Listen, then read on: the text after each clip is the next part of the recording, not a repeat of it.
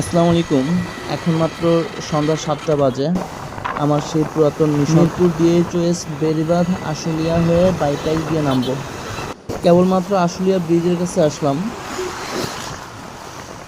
আশুলিয়া ব্রিজটা পার হওয়ার পর অনেক জ্যাম। বাজারটা রেখে বাম হাত দিয়ে একটা রোড দিয়েছে, আমরা ওটা দিয়ে ঢুকছি। এখন বোধহয় ফ্যান্টাসির আশেপাশে আছি। অনেক কষ্টের পথ পাড়ি দিয়ে কেবলমাত্র বাইপাইল থেকে ইজিবাইকে উঠলাম জিরানির উদ্দেশ্যে।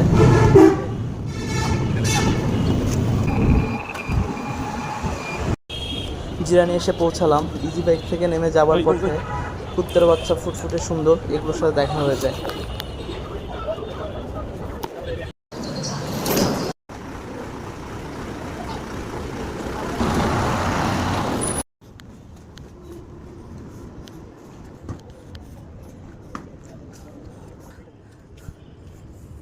ওয়ালাইকুম আসসালাম।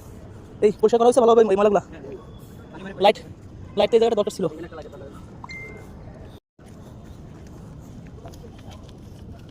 দাও দাও দাও, ফোকাস করো। হ্যাঁ, চেপে চেপে দাও, সুন্দর ভিতরে যেন সব যায়। হ্যাঁ,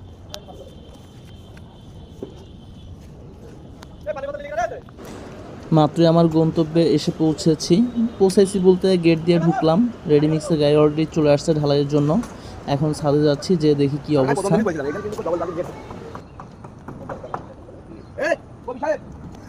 এরা এখন মূলত কার্নিশে কেমিক্যালের কাজ করতেছে। ইপি পুরাতন যে স্ল্যাবটা আছে ওটার সাথে নতুন স্ল্যাবের একটা কানেকশন হবে, সেটার জন্য ইপি যে কেমিক্যালটা আছে ওটা ইউজ করা হচ্ছে আর কি। এখানে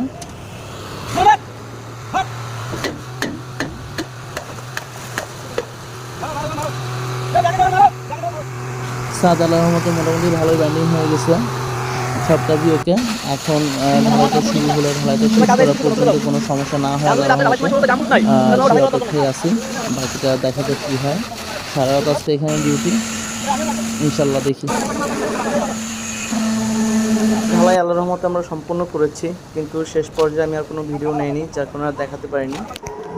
সারা রাত ঢালাইয়ের কাজ শেষ করে এখন সকাল 8টা, সাড়ে 8টা বাজে। এখন আমি যাবো শরীফপুর, ওখান থেকে গাজীপুর চৌরাস্তা, ওখান থেকে জসীমউদ্দিন থেকে বাউনিয়া।